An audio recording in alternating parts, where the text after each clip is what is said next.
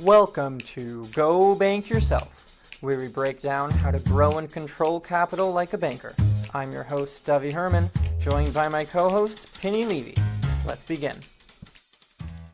Hello, everyone, and welcome back to Go Bank Yourself. If this is your first time joining us, welcome. I do want to start and say that this is not your beginner's episode. In the last few episodes, we've been talking about how to create a private banking system using a very specific mechanism that we've spoken about in the past, and we'll get further into it. But right now, we're going to go pretty deep into a specific topic that relates to this.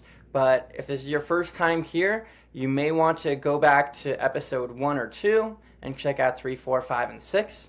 But if this is not your first time here and you have a little idea of what we're talking about already, then sit back, relax. I'm going to read about half a page out of Becoming Your Own Banker.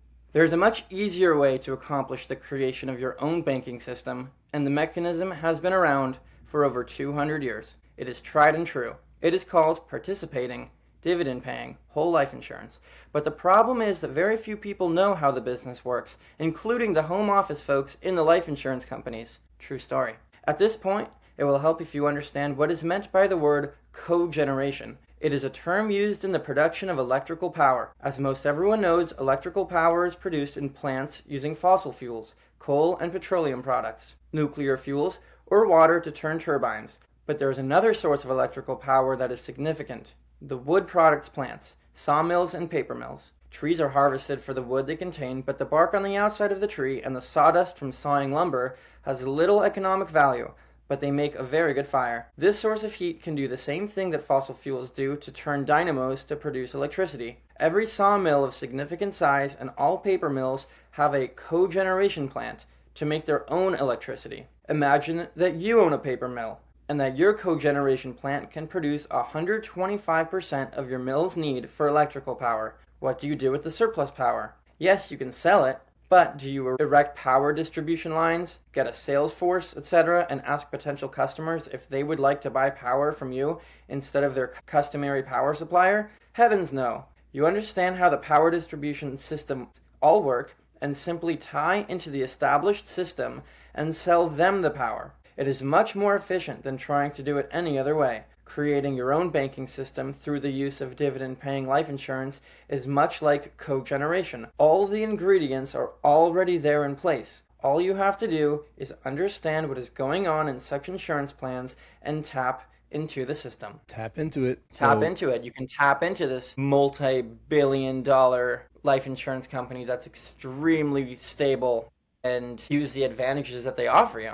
They're very efficient at long-term growth. And as we've said back in those previous episodes, if you want to find the only place where you can truly earn uninterrupted compound growth, well, it's being part owner of a system like this. You might have a $100 billion capital life insurance company, and your little portion of that is $10,000 to start out. But nevertheless, you are part owner of a company that can do what Nelson Nash is really getting at with cogeneration. You don't have to reinvent the wheel. We're not saying set up a separate fund with a new product and make your own investments. You're just tapping in to what life insurance has been doing for 2 centuries and realizing that the qualities of your capital inside of life insurance can act exactly like exactly like the bank's capital in somebody else's bank. But you still get the advantages of growth of your money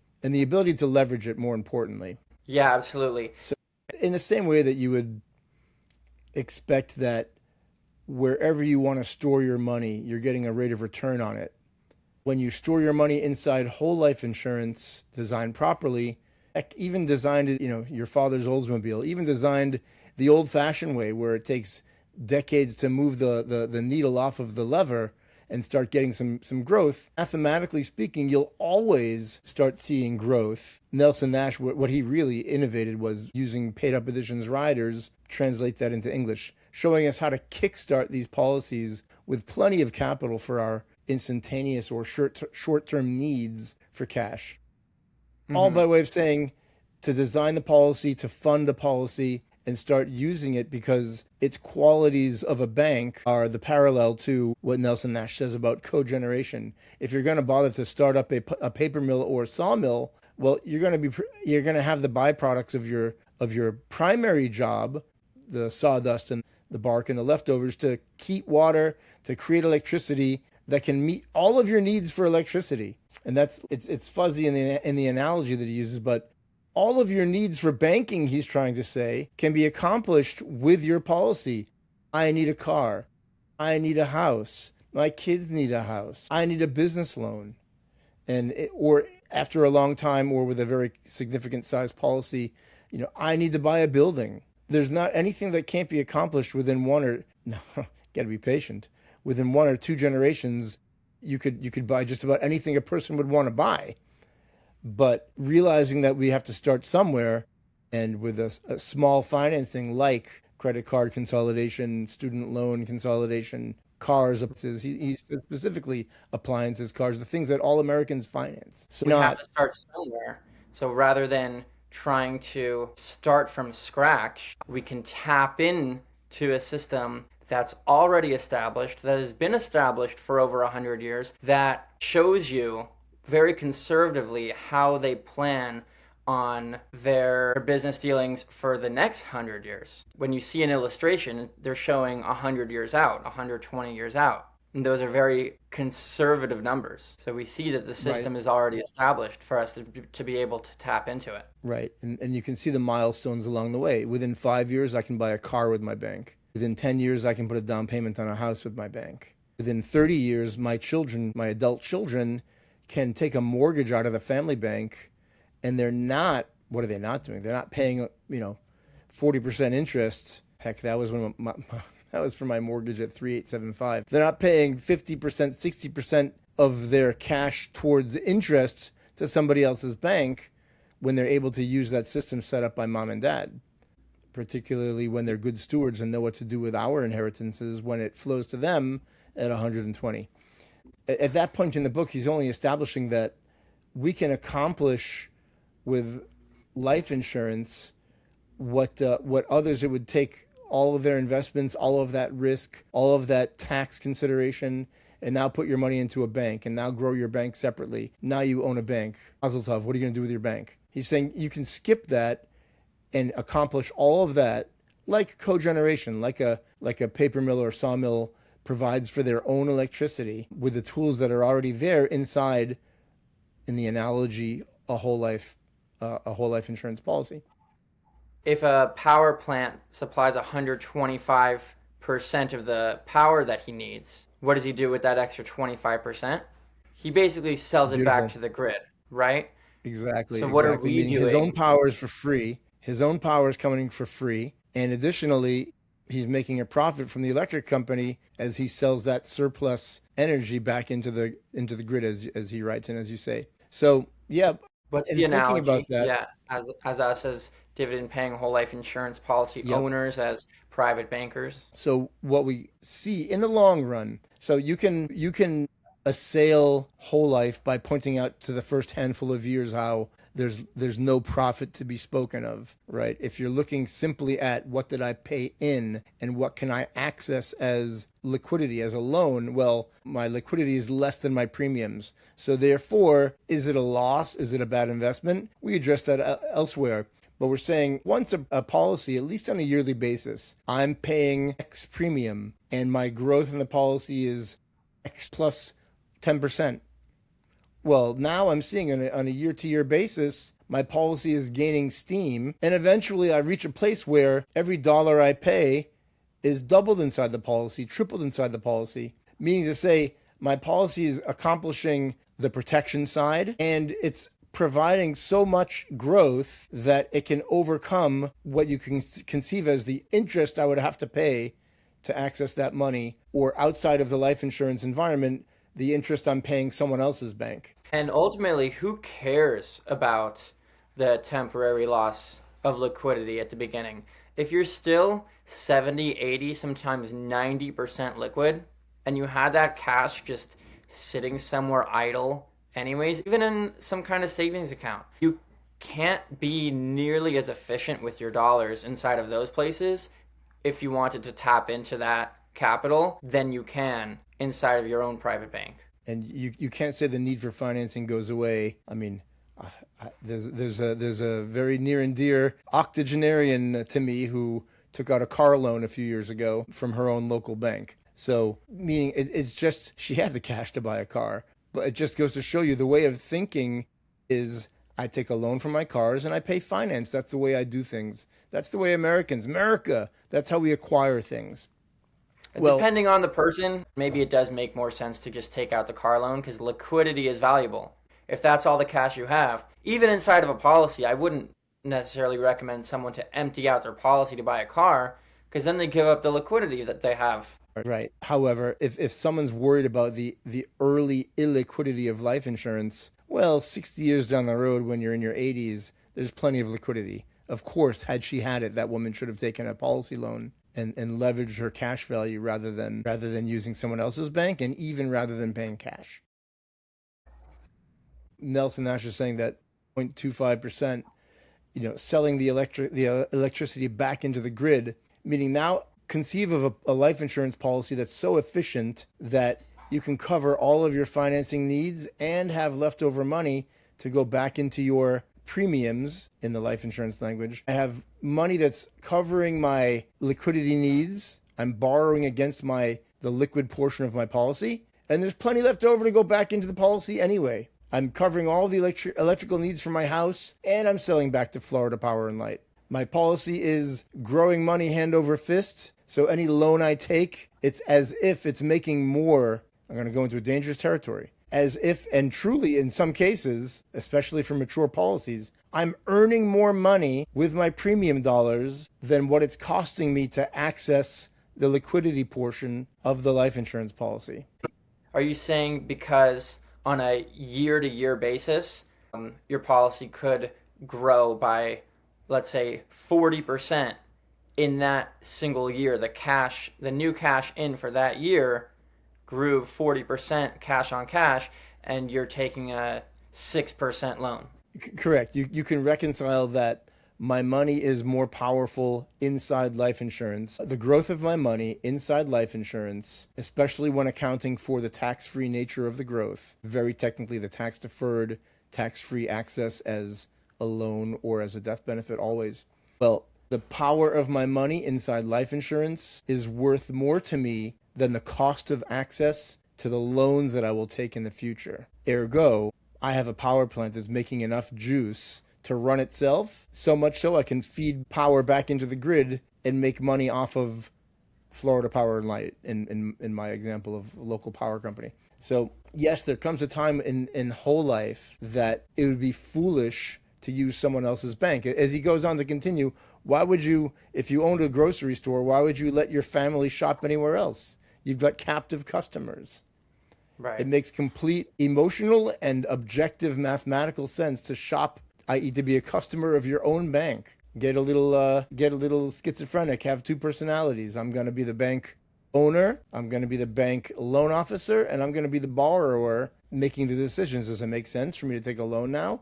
It is going to take some time to be able to get to a place where they can self-finance everything they would need to pay for to be fully self-sufficient as your own banker. Again, that's case by case, but you can certainly start tapping into the policy immediately to handle a percentage of your financing needs. Yeah, and that was really fascinating because he's talking about, if you think about it, you get a paycheck, where does it go? It's these days, most everyone is paid by automatic clearinghouse, ACH, or electronic fund transfer, EFT, to their bank.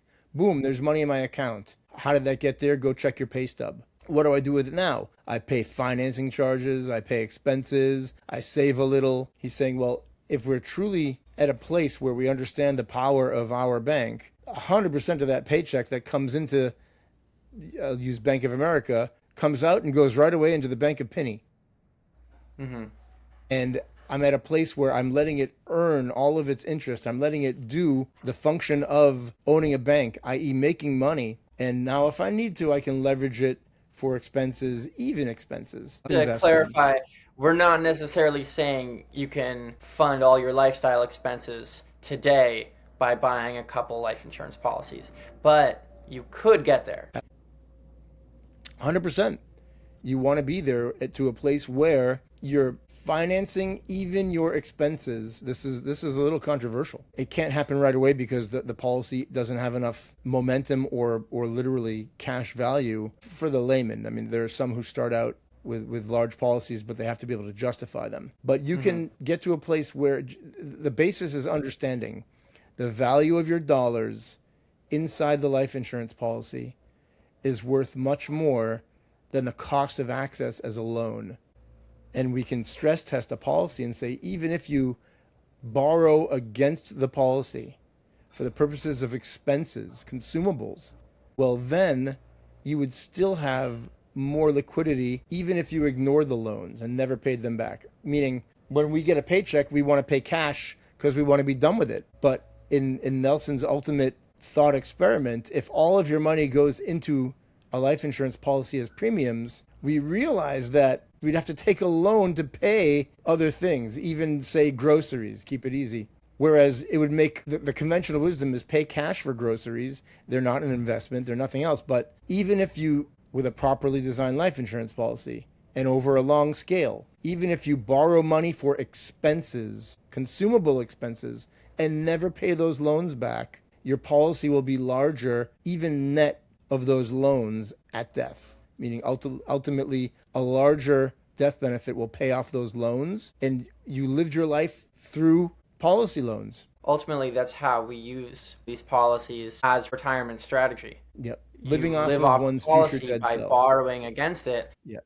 and knowing that at death, the death benefit will just pay off whatever loan is left, whatever loan has accrued. Yep. Meaning, I'm going to be chipping away at the death benefit by drawing my expenses from the policy as a loan. Now, the benefit there being they're always tax-free. A loan is always tax-free. And then the power becomes more readily apparent because if I wanted to borrow $100,000 of cash value to fund my life in retirement, well, from a traditional IRA or 401k, well, go add up your federal and state tax rates. Are you lucky to have to pay to withdraw $130,000 in order to have $100,000 left over?